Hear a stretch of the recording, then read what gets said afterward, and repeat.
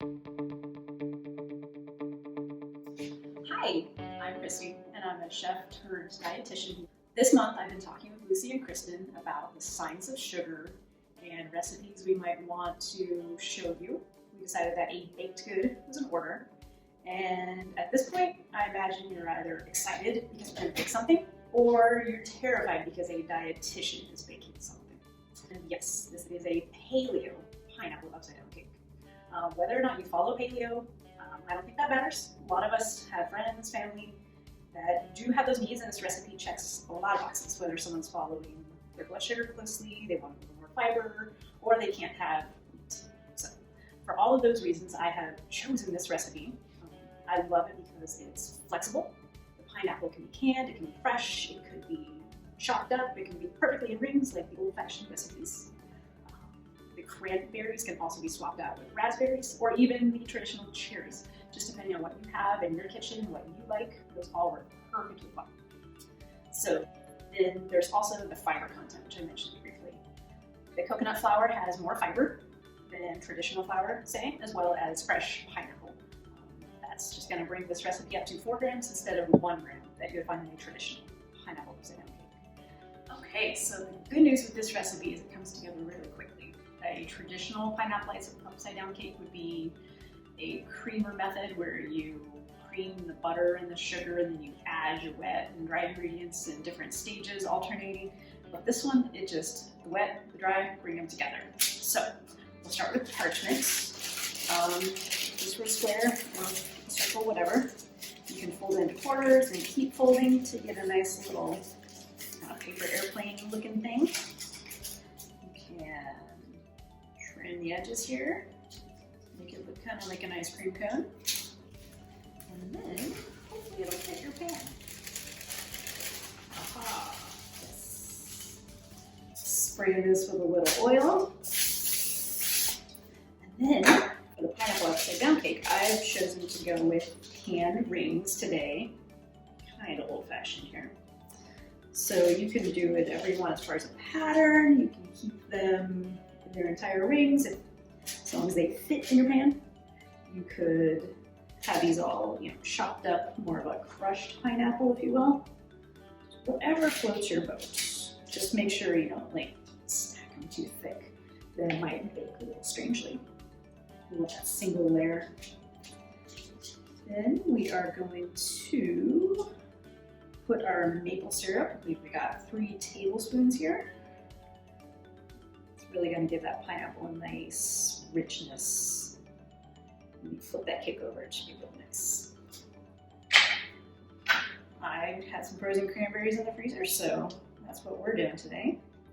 I'm going to put one in the middle of each ring. Maybe throw a few between the rings because why not? It's really up to you. Like I said, there's a lot of flexibility with this. There we go. Okay, we have a cup of almond flour. This has become much more readily available, and it's even been on the sale these last couple weeks at one of my nearby grocery stores, which helps a lot. Then we have our 1/3 of a cup coconut flour. This coconut flour is really cool. It's very absorbent, so you'll see when we mix it, this dough might be a lot thicker than you're used to seeing. We have 3/4 of a teaspoon of baking powder. And we have our 1/2 cup of coconut sugar. It's like coconut palm sugar, same deal. I'll mix those together.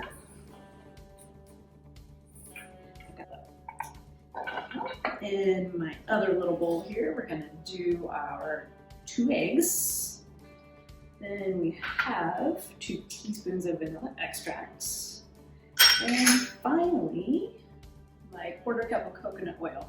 The recipe here from Living Plate tells you to melt it and then let it cool, because this time of year your coconut oil is probably solid. So in there goes that 1/4 cup. And we'll mix those together.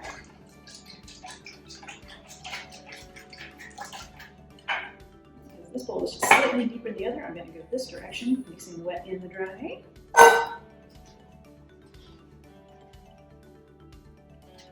Yeah, this one's kind of nice. You don't have to bring the mixer into it. It's just a much quicker, less fuss recipe.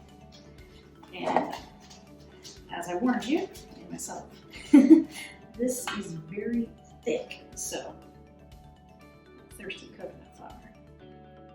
Here we are.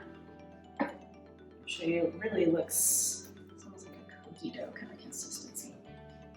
So we're going to do the best we can to spread it, especially since my cake pan is an inch bigger than the one it calls for. So just making a little extra work for myself on that front.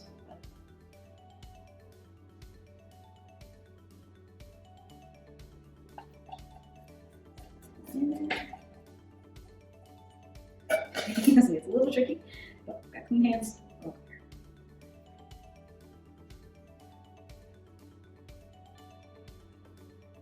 As you'll see, it is taking a little bit of work to get that flat, but no worries, I've done this once before, it came out totally fine. So there we are, almost there, and voila! My oven is preheated to 350 degrees, and they say this should take 30 to 40 minutes. So in it goes.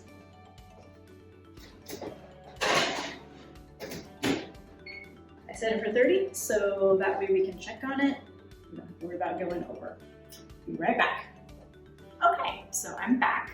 My cake here has been in the oven for just over 30 minutes and feels really nice. So you'll see it kind of pulls away from the edges just slightly as it cools, which is going to help us to get it out. A springform pan would kind of, it'll still do that in the springform pan. The springform pan has the advantage that it opens up a little bit, exaggerating that effect. They both work. So I've taken the liberty of giving it a little shake because that's the parchment, and I can see that it slides back and forth nicely with that just a little bit of space. I run a dull knife here along the edges just to make sure that no one's sticking, and we should be ready to flip it. Put my plate here, then wait for that little bud. Hopefully it's one bud and not many. And one pineapple left behind. Here we go.